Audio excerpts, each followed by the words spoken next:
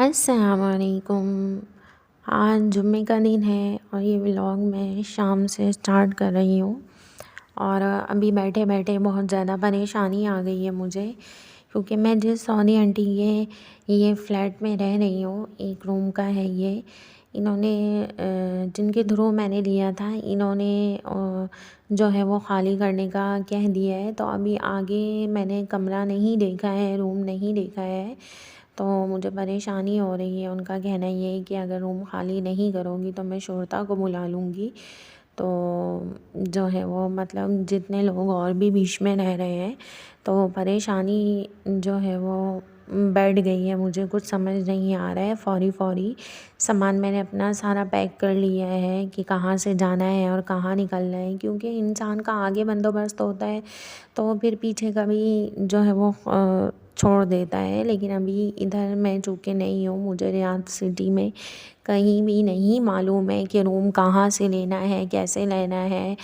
बस बैठे बैठे मेरे सर के ऊपर परेशानी है। ये घर का थोड़ा सा आपको व्यू दे रही हूँ कि ये घर जब हम एंटर होते हैं तो जिस अपार्टमेंट में मैं रह रही हूँ वो ये है। अपार्टमेंट के सामने जो है वो बिल्कुल सामने जो आपको किचन नज़र आ रहा है, कॉरिडोर से सामने वो किचन है।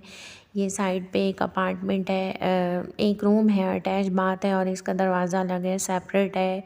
एक इसके साथ रूम है और सेम वही उसके साथ भी अटैच बात है और जो है वो भी सेपरेट है। फिर बीच में सेंटर में किचन है और किचन के साथ जो है वो मेरा रूम है। तो यहाँ पर 2 लोग और रह रहे हैं। उनका भी कहना है कि तुम लोग भी खाली कर दो, क्योंकि तुम लोग पता नहीं बीच में क्यों आए हो या कम किराया दे रहे हो, वल्लाहु आलम। मुझे नहीं मालूम कि क्या बात हुई है। बहरहाल मैं बहुत ज़्यादा परेशान हूँ और मुझे इस वक्त कुछ सुझाव ही नहीं दे रहे हैं। रात का वक्त हो चुका है, ये भी व्लॉग में जो है वो अभी डालने लगी हूँ।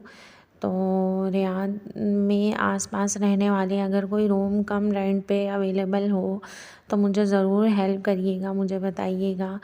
तो किचन है ये इनका, इतना अच्छा कोई ख़ास ये घर नहीं बना हुआ है, लेकिन जब इंसान परदेश से अपना सब कुछ छोड़ के आता है तो फिर आगे कैसा है कैसा नहीं है वो आपको कबूल करना पड़ता है। आपके पास ऑप्शन नहीं होता कि जो है वो आप क्या करोगे और क्या नहीं करोगे। तो अभी मेरे पास ऑप्शन नहीं है, घर खाली करना है। अभी सामान पैक करके सारा रख दिया है, कुछ समझ नहीं आ रहा है मुझे। जिनके थ्रू मैंने लिया था अभी मैंने उनको कॉल की है। बस अल्लाह ताला परेशानी से महफूज रखे। वैसे ही परेशानी है कि अपना मुल्क छोड़ के आगे इंसान स्ट्रगल कर रहा है, तो वैसे ही परेशानी है आगे। अभी ये बैठे बैठे नई परेशानी शुरू हो गई है और इतनी जल्दी कहीं भी रूम का बंदोबस्त करना मेरे लिए, मैं यहाँ पर नहीं हूँ, मुझे यहाँ का माहौल नहीं पता है। मुझे यहाँ इनफैक्ट अभी मुझे इधर की चीज़ों के बारे में कुछ नहीं पता है। तो बस परेशानी हो रही है। आप सबसे दुआ है और मदद कर सकते हैं तो कीजिए।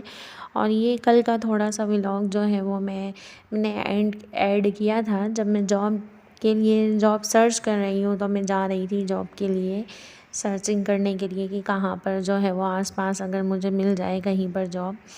तो ये मैं जा रही थी, उस वक्त की वीडियो है।